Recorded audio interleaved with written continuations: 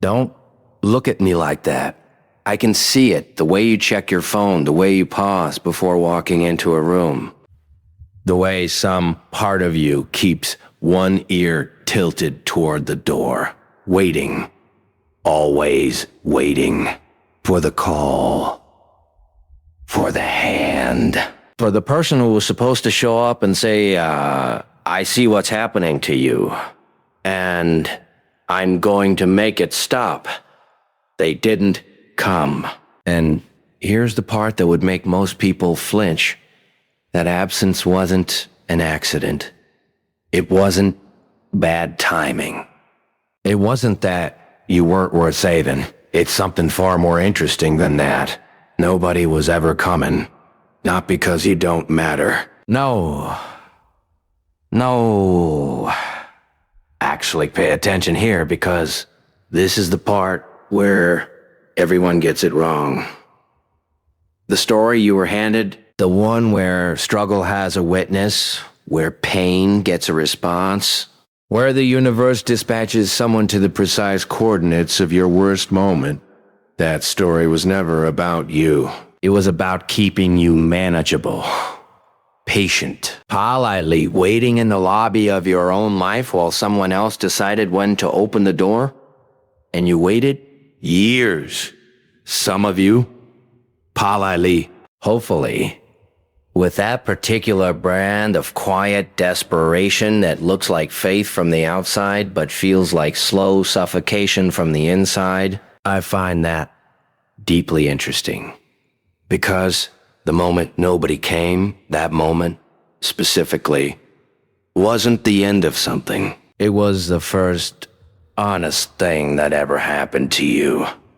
The room got quiet, the story stopped, and what was left standing alone in all that silence was you. Just you. No costume, no cavalry, no script.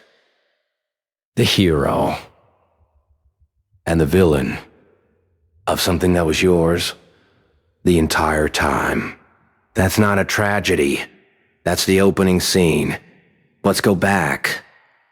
Let's go back to where this started, because it didn't start recently, and part of you already knows that.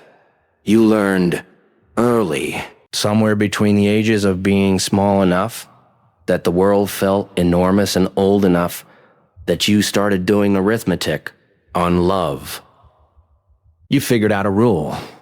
The rule was this: if you are good enough, someone will notice.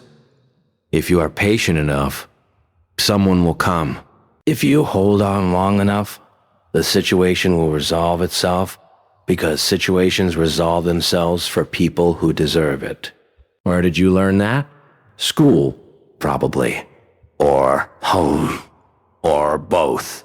Those places have a remarkable talent for teaching you that the correct response to pain is to raise your hand and wait to be acknowledged, to stay seated, to trust the system, to believe that someone somewhere in a position of authority has the whole picture and will eventually act on your behalf. So you raised your hand and you waited, and the hand that was supposed to come didn't. Maybe it was a parent who was too consumed by their own wreckage to notice yours. Maybe it was a friend who was supposed to be there for the thing and wasn't. Maybe it was a relationship you held together with both hands while the other person was already walking toward the exit. Maybe it was quieter than that, just a long gray stretch of time where you needed something, and the universe declined to provide it. No drama, no betrayal, just absence, just the particular cruelty of a silence that has no explanation. You told yourself it was temporary. That's what you do. You're good at that. You reframe. You adjust the timeline. They're busy. They don't know how bad it is.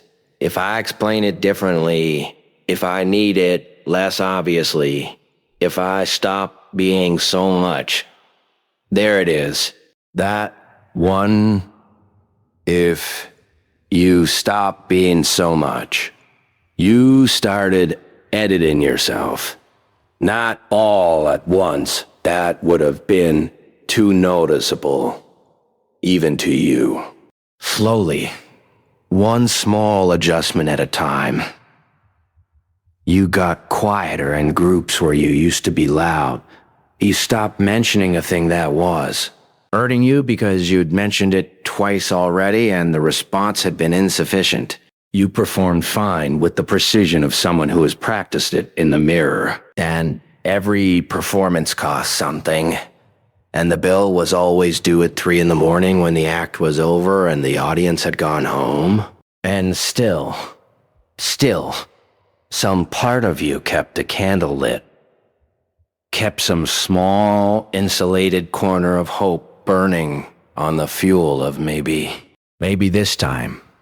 Maybe if I know a man, remarkably disciplined individual, tremendously committed to showing up for others in their darkest moments, who somehow never noticed that the moments he chose to appear were always the ones where the hard work was already done. Always right on the edge of resolution. Never in the actual dark. He had a gift for arriving at the precise moment his presence could be credited without requiring him to have actually sat in the mess with you. People found it comforting. I found it impressive in the way that a very well-executed illusion is impressive. Technically flawless. Completely empty. But here's what that waiting cost you, and I want you to sit with this rather than skim past it. It cost you time. Real, specific, unrecoverable time, years, possibly spent in a holding pattern that was entirely self-imposed.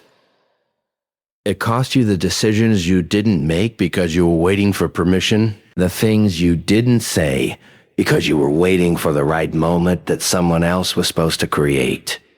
The version of yourself that you put in storage while you waited for someone to tell you it was safe to unpack it. And the darkest cost, the one you're still paying, is that you got so good at waiting that you started mistaking the waiting for the work. Like patience itself was the virtue, and the virtue was its own reward. So here's what I actually want to as heal. Not the gentle version, the real one. Who told you that you needed to be rescued? And what were they getting out of the answer you believed? You've been calling this abandonment. That's the wrong word. And not just slightly wrong. Catastrophically wrong. Because the word you choose to describe an experience becomes the architecture you live inside. Call something abandonment, and you position yourself permanently as the one who was left. The passive party. The object of someone else's action. You didn't make a choice in that story. You just sat there while someone else made one about you. But that's not what happened. What happened is that the world showed you its actual structure. Not the illustrated version they hand out in childhood, with the clear heroes and the reliable systems and the predictable arrival of help. The real one. The one where no one, has the whole picture. Everyone is managing their own chaos. And the concept of someone being designated to rescue you was always a comforting fiction, layered over a terrifying fact. The terrifying fact is this. You are the only continuous presence in your entire life. Every other person, every single one enters and exits, has limits, has their own crisis running parallel to yours that you can't see. Has, on some fundamental level, a self that is separate from yours and therefore cannot fully occupy the inside of your experience. That's not abandonment. That's architecture. That's just the shape of being a separate human being. And once you stop calling it abandonment, you stop waiting for an apology that explains it. You stop constructing arguments for why the absence was wrong. You start doing something far more dangerous. You start looking at what's actually in the room, which is just you, with everything you've accumulated, and the terrifying, clarifying freedom of a situation that has no rescuer coming, and therefore no reason to hold still. The only people still calling it abandonment are still waiting for whoever left to come back and change the ending. The waiting didn't come from weakness. I want to be clear about that. Not because I'm being kind to you, but because misdiagnosing the source keeps you sick longer. The waiting came from a nervous system that learned accurately based on real data that other people sometimes come through. That's not irrational. That's pattern recognition. You were rewarded at some point for waiting. Someone did show up. Something did resolve. The lesson was reinforced, and a brain that gets reinforced on an irregular schedule, which is the most psychologically sticky schedule possible, look it up, will continue the behavior long after the reward has stopped appearing. You weren't weak. You were trained. The cage was built with intermittent kindness. Those are the strongest bars. And the origin of this particular waiting, this particular hope, goes back even further than the first time someone came through for you. It goes back to the first time you discovered that you couldn't fix the problem yourself. That you were too small, too young, too resource poor to handle the thing you were facing, and the only logical move was to signal distress and hope the signal was received. That was true then. You needed someone then. The body doesn't always update the file. So the waiting you're doing now, today as an adult, in a life that has given you considerably more tools than you had at 7, is running on software that was written for a different machine, in a different year, for a version of you that genuinely could not have survived alone. That version is not the current version. The current version has been surviving alone, unacknowledged, for longer than it realizes. You outgrew the cage years ago. You just kept being so you wouldn't touch the bars. Now let's talk about the people who told you this was weakness. The ones who looked at your waiting, your hoping, your refusal to fully collapse, and labeled it dependency or a naivety or an inability to cope. Let's look at them for a moment. Because here's what I've noticed, and I find this genuinely delightful, in the way that a perfectly predictable irony is delightful. The people most committed to declaring others too needy are almost always people who have arranged their entire lives to never need anything visibly, not because they need less, because the performance of self-sufficiency is for them the primary defense against a terror they have never examined. If they need nothing, they can lose nothing. If they declare themselves complete, no one can find the crack. They look at your honesty about your need and they flinch. Not because your need is pathetic, but because your need is recognizable. And recognition is the one thing their entire architecture was built to prevent.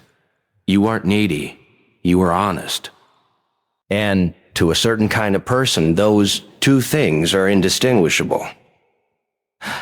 I used to know someone, and I mean this with all the fondness of someone watching a deeply committed performance, who constructed an entire identity around never requiring anything from anyone.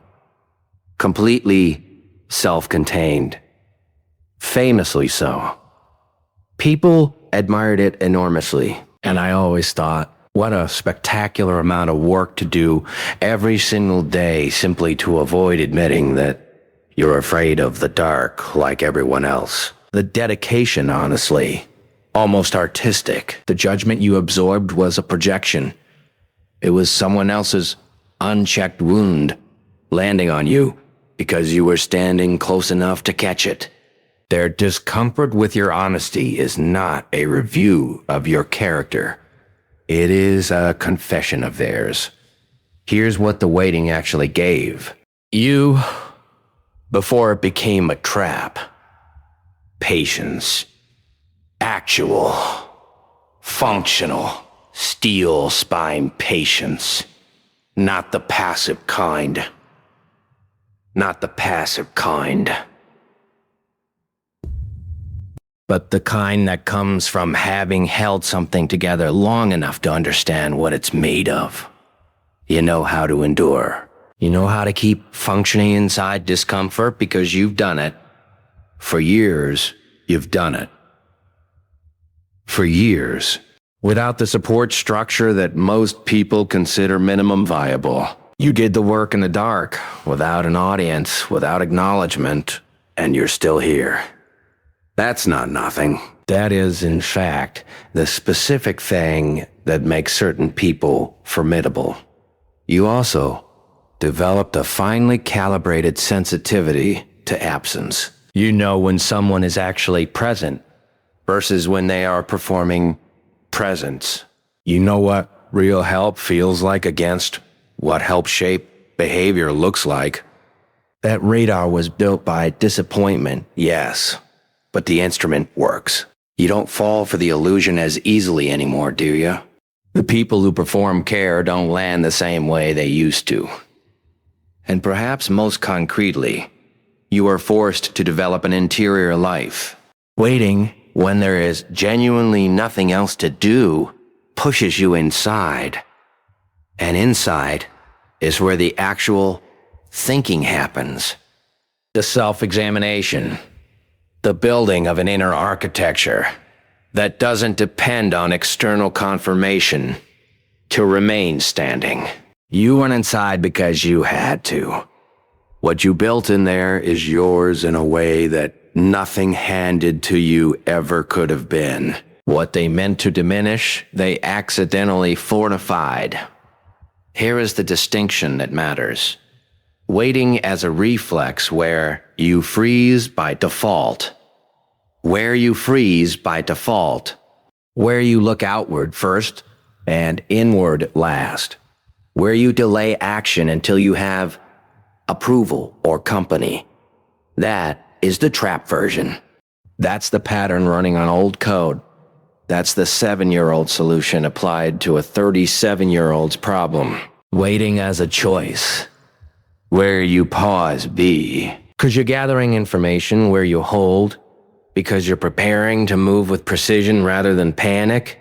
Where you don't perform urgency for an audience because you understand that the decision belongs to you. That is something entirely different. The trap version is waiting for someone to make it safe. The own version is understanding that you decide when it's safe, and you've already decided. The knife carried in panic cuts the person holding it. The knife held with intent cuts exactly what you mean it to cut.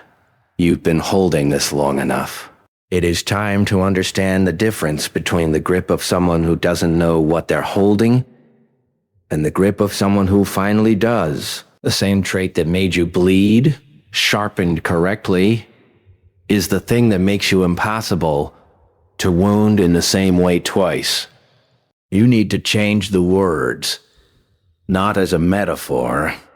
Literally, the specific words you use inside your own head when you encounter the thing that used to make you wait. The old language, I need someone to help me with this. The new language, I need to decide how I'm handling this. The old language, why won't anyone see what I'm dealing with? The new language, I see what I'm dealing with. That's sufficient. The old language, I can't do this alone. The new language, I haven't tried yet.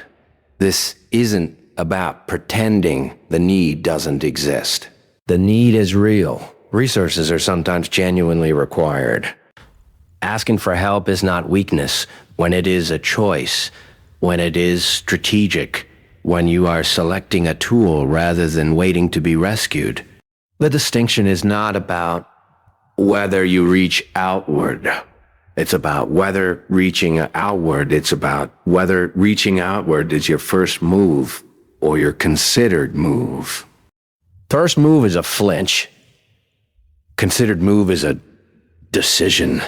And internally, the running monologue, the thing your mind does at 2 a.m., the story you tell yourself about what you are. Situation means it needs to stop using the language of the stranded. You are not stranded. You are unsupported in a specific area for a specific duration, and you have considerably more resources than the language of stranding implies. Say that instead, internally, every time the old framing tries to run. Words are not decorative. They are structural. The scaffold your thoughts run on is built from the language you repeat. Change the language. Change what can be built on top of it. Some of the rooms you walk into were designed, and I mean architecturally, socially, systematically designed to make you feel insufficient, to make your particular way of being in the world feel like a problem to be managed rather than a capacity to be deployed. I want you to stop pretending that's not happening and start naming it. The relationship where you only feel capable when they're approving, that room was built to require their approval. The dynamic didn't emerge accidentally. Someone arranged the furniture. The workplace culture where self-sufficiency is publicly performed and needing anything is quietly penalized. You didn't invent that dynamic. It existed before you arrived. It will exist after you leave. Your job is not to fix it. Your job is to stop letting it set your internal baseline. The family system that rewards waiting and punishes initiative, because initiative implies that the hierarchy isn't necessary, because initiative implies that the hierarchy isn't necessary, which is threatening to the hierarchy. You were inside that architecture long before you could name it. You absorbed its logic. That logic is not yours. Auditing your environment means looking at each relationship, each room, each recurring situation, and asking a simple question. Does being here make me feel like more or less of what I actually am? Not comfortable, not safe, not approved of, accurate. The rooms that make you feel inaccurate, smaller, more fragile, more dependent than you actually are, those rooms are doing something to you every time you enter them. You are allowed to stop entering voluntarily. The next time someone suggests, directly or by implication, that you are too needy, too dependent, too much of a burden, unable to handle yourself, 2 sentences, internal, not spoken out loud unless you choose to. First sentence, this is their architecture talking, not a measurement of mine. Second sentence, I've been handling myself longer than they know, and the handle is fine. That's it, no argument, no defense. No rehearsed speech. Those 2 sentences, said once, internally, with the tone of someone who has simply stopped entertaining an irrelevant review. The goal is not to feel nothing when the judgment lands. It will land. You were trained to absorb it as truth, and training takes time to override.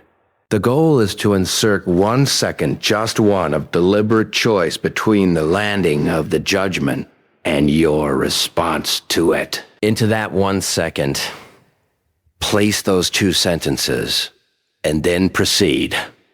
This is the last one, and it is not a sentence. It's a posture. It is the internal posture of someone who has looked at the fact that no one is coming and has decided, not dramatically, not loudly, not as a performance of resilience for anyone watching, has quietly, permanently decided, good that no one is coming, good that the structure doesn't hold, good that the cavalry isn't on its way, because what the absence actually did, stripped of the story you wrapped around it, is remove the one thing that was keeping you from being the person who moves. You are the protagonist of this, not the waiting kind, the other kind. The kind who understands that every scene they've been in, every room they've survived, every moment of holding on in the dark was not a waiting room. It was a training ground. And the T, reigning is finished. The ownership statement is not, I don't need anyone. That's a different cage. The ownership statement is, I act first. I decide first. I move in the direction of what I need because I have already waited long enough for a permission that was never coming and was never required. Quiet. Quiet.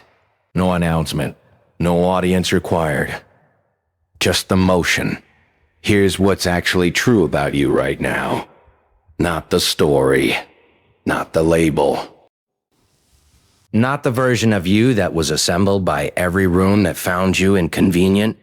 The actual current truth. You have been the one holding it together. In the absence of support, in the silence where help should have been, you have been running on whatever internal resource you could generate. And you have been generating it imperfectly, inconsistently, sometimes just barely, but continuously. That is not failure dressed up as coping. That is an unacknowledged competence that your circumstances never once credited you for. The system that shaped you, the family, the school, the culture, the 10,000 subtle messages about what you should need and how much and in what form and from whom. That system was not built for the specific configuration of your mind. It was built for a median, a statistical average person. Someone who fits neatly inside the structure and requires only standard issue support delivered on standard issue timelines by standard issue people. You are not that. You never were. And every time you tried to be, every time you folded yourself into the acceptable shape, needed the acceptable amount, expressed the acceptable version of your interior, something got lost. Something got filed away in a part of you that doesn't get visited enough. The realest part, the part that has been patient long enough. Here's what I want you to understand in the most direct, uncondescending terms I am capable of, which I'll lay. To meet is a limited register. The waiting is over. Not because someone came, because you stopped requiring them to. That shift, that specific, quiet, largely invisible shift is not a small thing dressed up in philosophy. It is the thing. It is the actual hinge point between the version of you that is perpetually in the lobby and the version of you that is already in the room. Making the next decision, building the next thing, fully occupying the life that was always technically yours, and only recently, finally, felt like it. Nobody came, and in a space where they weren't, you showed up.